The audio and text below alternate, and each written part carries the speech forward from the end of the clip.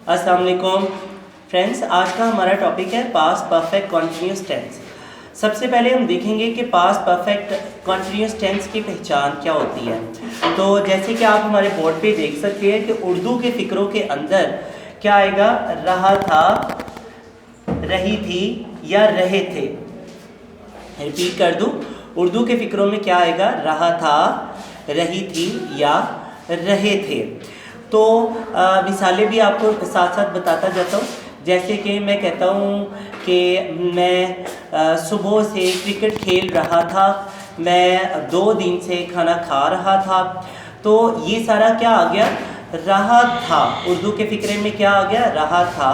तो उर्दू के ऐसे फ़िक्रे जिसके आखिर पे रहा था, रही थी, रहे थे आ जाए, उसके फ़िक्रे वो कौन से फ़िक्रे होते हैं, वो पास्ट परफेक्ट कॉन्टिन्यूस में जाते हैं। दूसरी बात, ऐसे फ़िक्रे, उर्दू के ऐसे फ़िक्रे जिनके अंदर टाइम इन्वॉल्व हो जाए, जैसे सुबह, दोपहर, शाम, कल, इसके अलावा टाइम,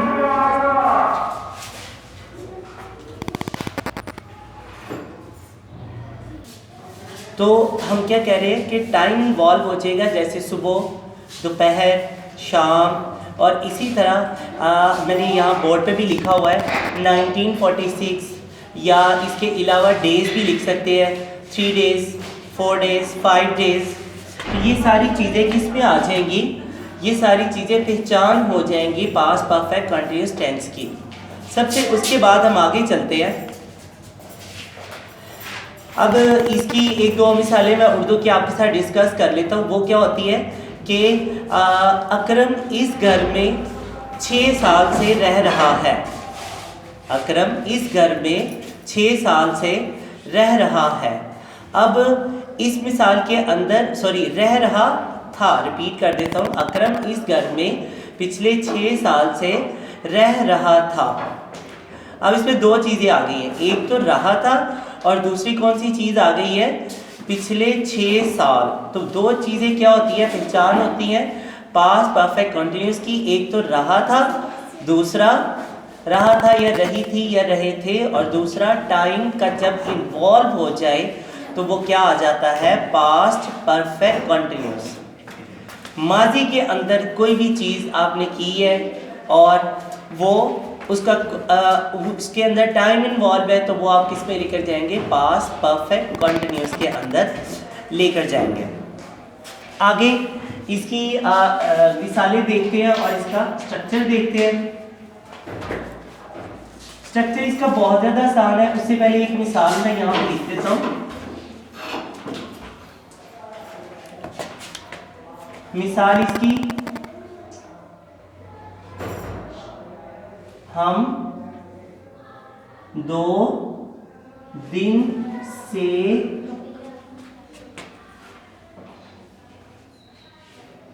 खाना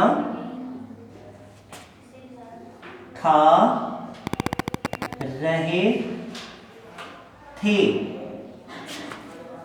हम 2 दिन से खाना खा रहे थे। आप ऐसे भी कह सकते हैं, हम 2 दिन से टीवी देख रहे थे या टेलीविज़न देख रहे थे। या खिलाड़ी 3 दिन से टेस्ट मैच खेल रहे थे। फ्रेंड्स, पास्ट परफेक्ट कंटिन्यूस की एक और पहचान भी ये होती है कि इसमें काम का कुछ हिस्सा हो चुका होता है और बाकी आप कर रहे होते हैं। जैसे कि टेस्ट मैच है, तो टेस्ट मैच 5 दिन का होता है। अगर आप 3 दिन का खेल चुके हैं और आप तीसरे दिन में खड़े हैं और आप बताना चाह रहे हैं कि अभी चल रहा है, तो हम ये कहेंगे कि पाकिस्तानी टीम पिछले 3 दिन से साउथ अफ्रीका के ख़िलाफ़ टेस्ट मैच खेल रही थी।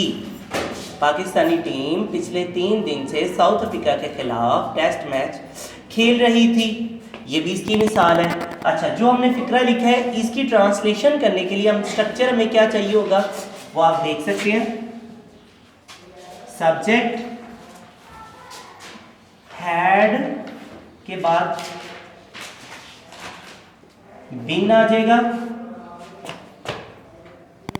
फिर क्या आएगा, वर्ब की फर्स्ट फॉर्म, उसके बाद क्या आ जाएगा, आईएनजी, फिर क्या आएगा ऑब्जेक्ट, फिर क्या आएगा सिंस या फॉर, और सबसे आखिर पे क्या आ जाएगा टाइम।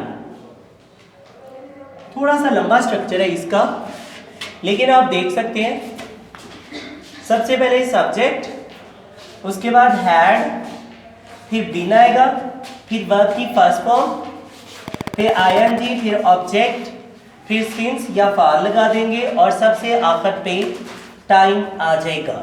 आप इसे नोट भी कर सकते हैं, इजीली नोट भी कर सकते हैं, बोर्ड पे आपको नजर आ रहा होगा।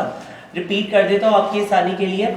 सब्जेक्ट हैड, बीन, वर्ब की first form, ING, object, since या फॉर, सिंस लगेगा या फॉर लगेगा, और सबसे आखिर पे टाइम इन्वॉल्व हो जाएगा। जी, अगर आपने ये स्ट्रक्चर नोट कर लिया है तो मैं इसकी मिसाल आपके साथ शेयर कर दूं कि मिसाल इसकी क्या है। बहुत इजी इसकी मिसाल ये जो हमने यहाँ लिखी है, इसकी ट्रांसलेशन मैं आपके साथ कर देता हूँ कि क्या होगी इसकी translation. We had been eating, food भी आ सकता है, मील भी आ सकता है, 2 दिन से, फॉर 2 days, फुल स्टॉप। क्या मिसाल थी, हम 2 दिन से खाना खा रहे थे। We had been eating food for 2 days। मैंने कहा था या सिंस लगेगा या फॉर लगेगा। जब भी नंबर ऑफ डेज आ जाता है तब आप क्या लगाते हैं, फॉर लगाते हैं। जब एग्जैक्टली ना पता हो कि ये कौन से वाले डेज थे, जब टाइम का एग्जैक्टली पता ना हो तब आप फॉर यूज करते हैं, और जब एग्जैक्टली पता हो तब आप क्या यूज करते हैं, सिंस यूज करते हैं। रिपीट कर देता हूं, we had been eating food for 2 days, for 2 days।